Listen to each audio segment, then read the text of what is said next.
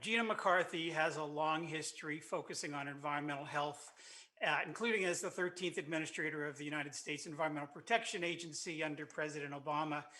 After she left EPA, she signed on as a senior leadership fellow at the Harvard School of Public Health, the T.H. Chan School of Public Health.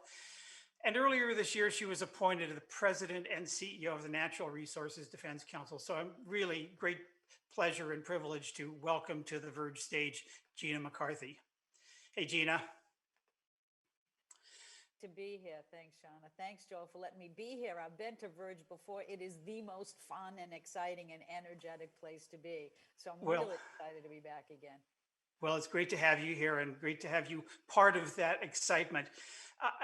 I'd love for you to start off by, from your perch, look in a career looking at environmental health and environmental justice and environmental protection. How do you view the path forward from this incredible moment that we're in? Yeah. Well, I know that we're living in facing a lot of challenges at once. And let me get to how I view those, because they offer both challenges, but also an incredible signal about the future we need to deliver and the way in which we can get there. And so first, we're dealing with the pandemic of COVID-19. Then we're dealing with a racial reckoning that is long overdue, and we better milk that racial reckoning for as long as we can and as powerful a signal as we can bring. And then we're dealing with the economic fallout from the pandemic that I think many people are feeling, and we know that.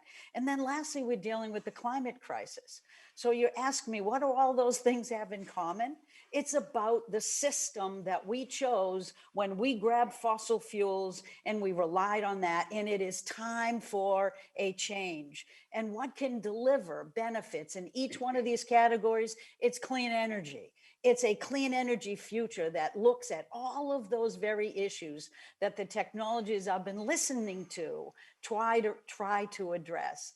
You know, I think, Joe, for too long, climate change was looked at as a problem for the planet instead of a problem for the people.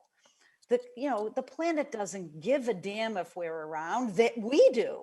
And so we had to personalize it and make it real. And if you look at the solutions available to us today to address climate change, we know that isn't just real, but it's really here. Those solutions can be designed in a way that lifts everybody up, in a way that protects our natural resources, and in a way that grow jobs in the solid economy moving forward. We do not have to dissect this system. We actually have to serve it all. And I'm hugely excited about the technologies I'm hearing about today, but our opportunities moving forward. We have solutions. Let's grow the demand for them. Yeah. Well, the other thing that those three concurrent crises share, in my mind, is that they all demand individual responsibility and collective action. And those things, easy to say, really hard to do. How do we get there? Because it doesn't feel like we have enough of either. I think one of the pieces that has really come together in a visible way for people was when they looked at the data under COVID-19 and they realized that the COVID-19 was killing twice as many, if not more, Black people who were exposed to COVID-19 than their white counterparts. And what we began to realize is that we have left so many communities behind. We know that from traditional pollutant, and we know it from climate change, because these very same Black and brown and low-income communities, indigenous communities, are suffering from pollution. They're the same ones that are suffering from carbon pollution. They're in the crosshairs of the danger. And so right now we know, both as individuals, that we're facing a challenge that we have to reckon with. And if we just begin to realize that we can take actions in our own communities, if we can collectively work to send the right signals about the future we want for our kids, then the solutions come. And I was listening to Nancy, and she's absolutely right that the private sector is going to deliver these solutions in spades. And what we understood in the Obama administration is we have an obligation at EPA to protect people's health. That is what EPA does, and to protect the natural resources we depend on. But we do it to the extent that we set a standard that sends a market signal. The federal government invests in clean energy technologies. And then you know why we do that? Because then the market signals are set and the demand can grow. And I think we're just getting stuck, at least me in my dining room, far too long, and we have to talk to one another about the energy and the enthusiasm and the optimism, because I know that change is ready. And I know that we have solutions today that we can drive into the system that will only demand more, like for the intelligent and wonderful things that I'm hearing about today.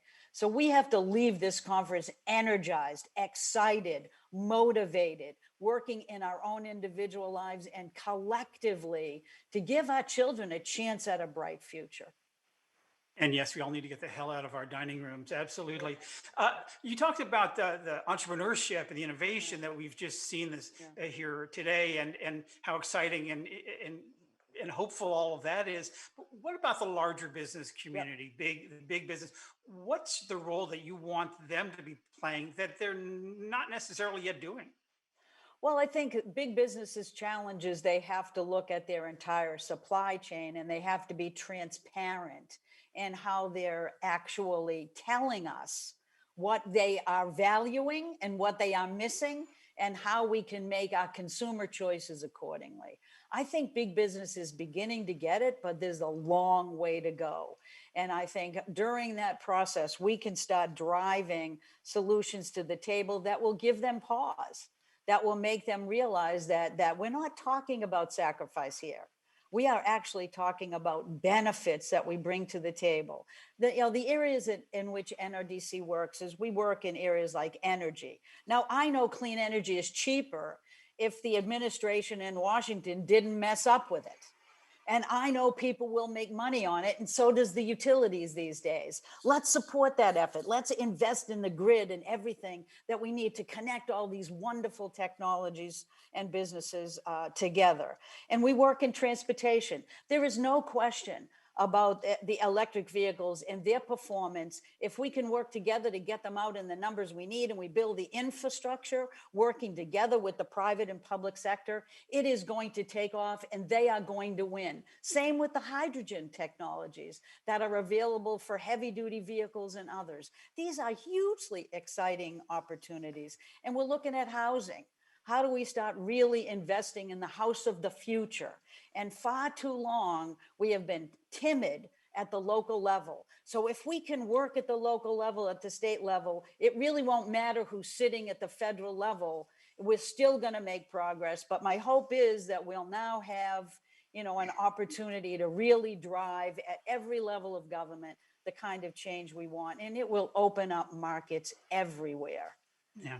You said something curious to me the other day, particularly as the chief executive of one of the big green groups. You said, I'm tired of climate advocates that only talk about emissions. Yeah. What did you mean by that? Well, because, I don't think that I want to see a world where we build enough technology that we can continue to use our reliance on fossil fuels as the path forward, because it shouldn't be. Because we're now looking at food and ag for the very same reason that many of your technology folks are looking at it, because there's a better way of growing food. There's better food that we can deliver that keep people healthy. I want twofers and threefers. I want a future that my kids aren't just going to be able to survive and still be impacted by fossil fuel use and that ends up contaminating our drinking water, getting into our food supplies, contaminating our air. Why aren't we wanting it all and demanding it all? And that's where these creative ideas come into play, is I want twofers, threefers, and fourfers. I want to raise up everybody. I want better housing for the communities that because of systemic racism have been left behind. I want them to breathe clean air. I want my kids to breathe clean air. And I want to make sure that we have enough water that people can survive. And I also want to recognize that the United States has an outsized obligation to the rest of the world, because we have been shipping our pollution elsewhere and merrily, in some cases, going on our way as if we didn't do that. We have to own this issue in a big way if we expect to have a future where we can really feel proud of the leadership in the United States and get all of our communities really knowing that they have a shot at a healthy, an equitable, and a sustainable future.